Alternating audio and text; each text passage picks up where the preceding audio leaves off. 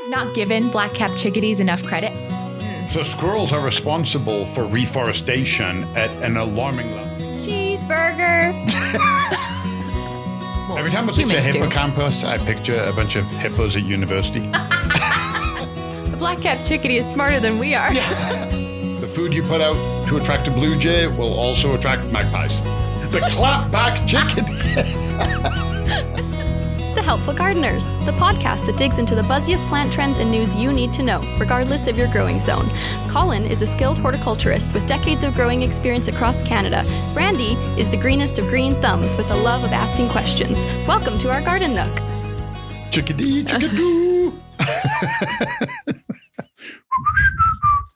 Is that the sound of a chickadee? The sound of the chickadee is Chicka-Dee-Dee-Dee. Oh, yes. Or cheeseburger. Have you heard that one? Do you know Krista taught me that one? Really? She said, because we were out somewhere and we heard the chickadee sound, the black-capped chickadee sound. And she's like, cheeseburger. And I just lost it. I'd never heard of it before that point. Yeah, you can hear it. Cheeseburger. Now, see, forever changed. The next time you hear one of those, I actually went out. I'm doing this thing now where I go out on a walk every day.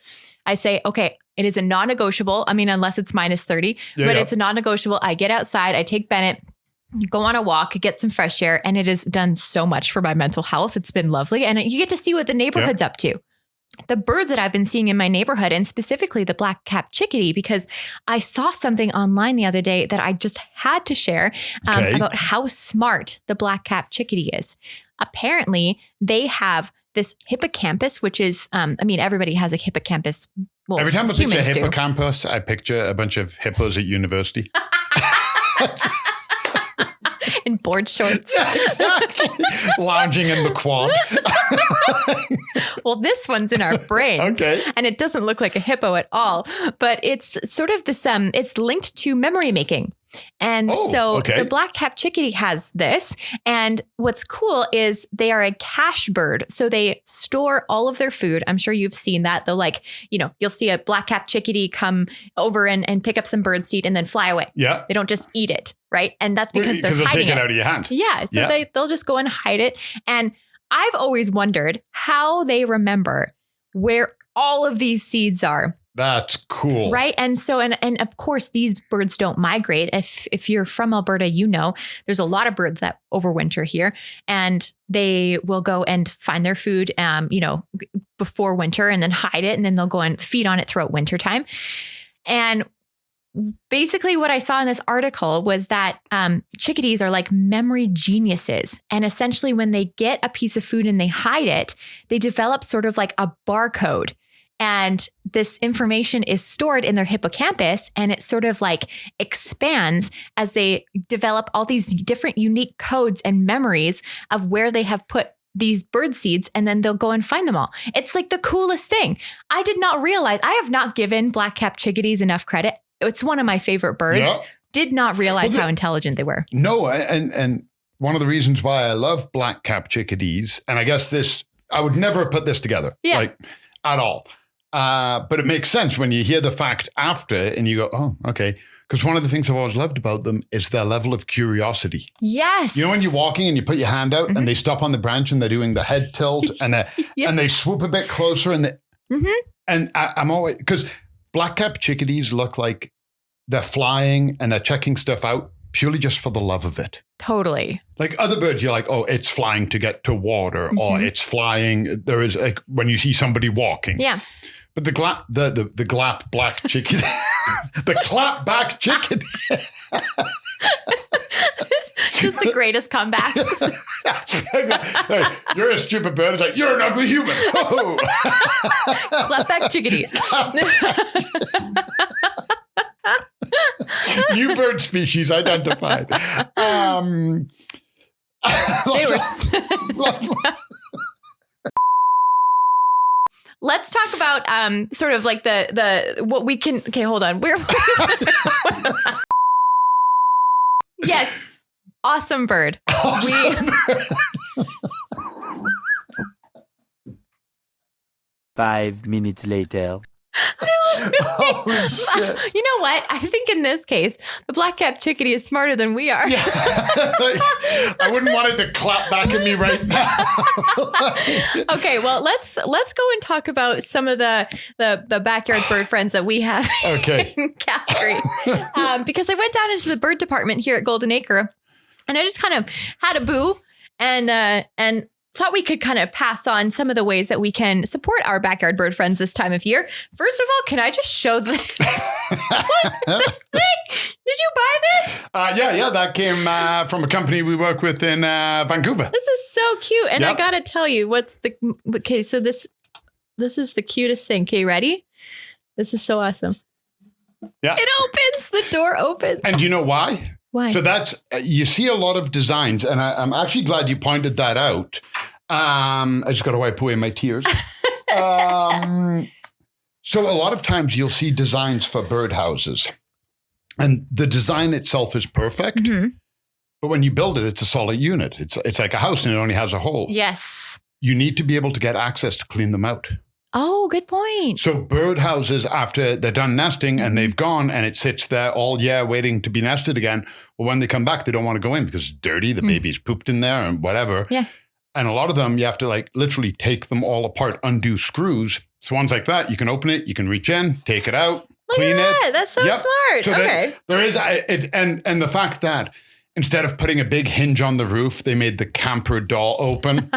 10 out of 10 so design. Yeah. Anyway, so obviously you can do bird houses and that'll support your backyard bird friends. Just wanted to point this one out because it's flippin' adorable. But I really want to get into today is food.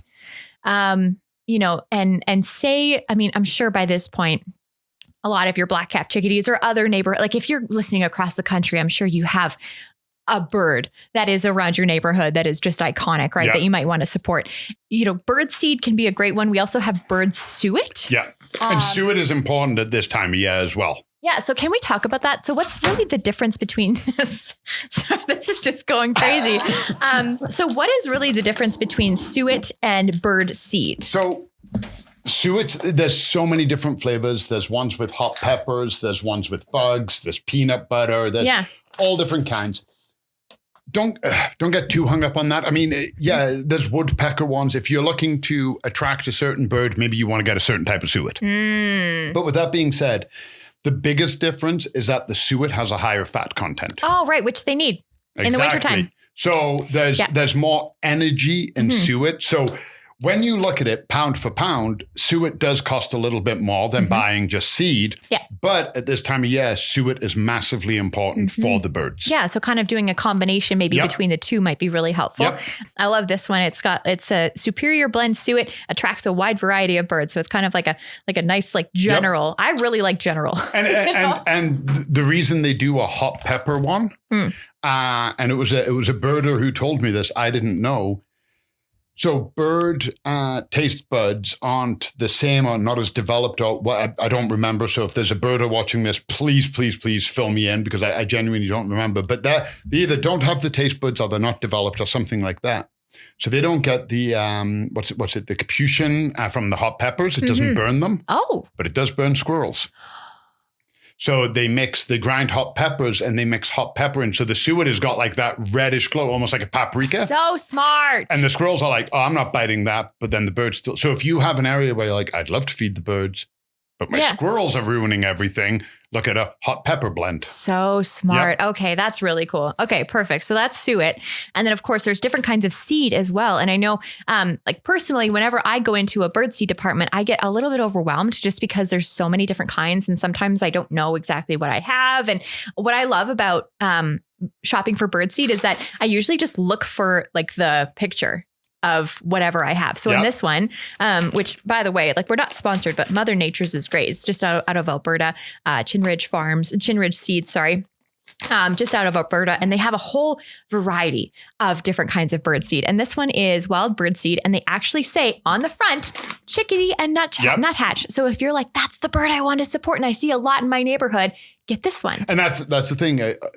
Are you supporting the bird that's already in your yard? Or are you looking to bring in a different bird? Oh, and that's So I know people want the number one bird we hear about here is how do I get a blue jay? Yes, I have one, but I've only seen it like 3 times in the entire time I've lived at my house. So he's probably bouncing around all the yards looking for his favorite food.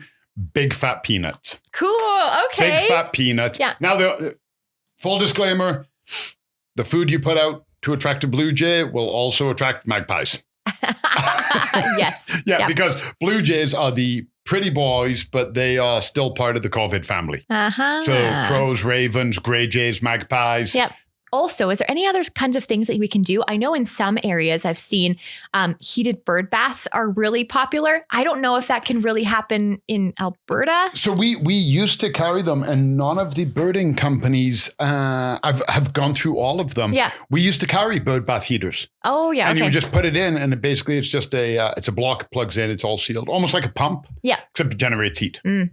But then everybody stopped carrying them. Mm. And I don't know. I've never looked. I don't know. Maybe they became massively readily available online for way cheaper. Maybe.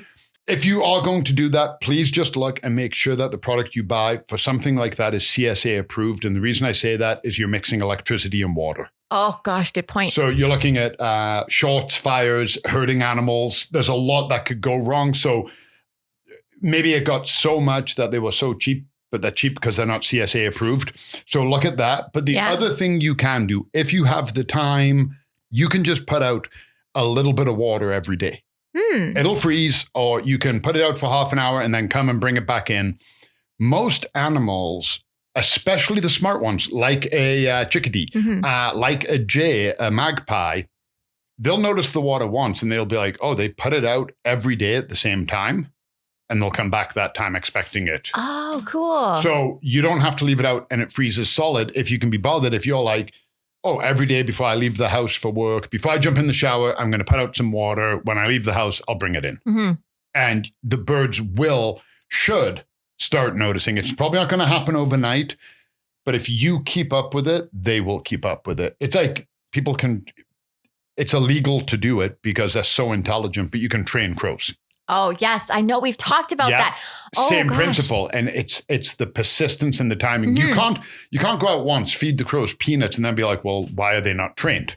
It can take years to develop that relationship and the trust and the training, but it can be done. Same principle. Yeah. So you're essentially training them not to go steal you money and diamonds. You're training them to come and get a bath or a drink if they need it. We also have this really great episode with Myrna Pearman, which I think we have her we have her book up here in the podcast studio.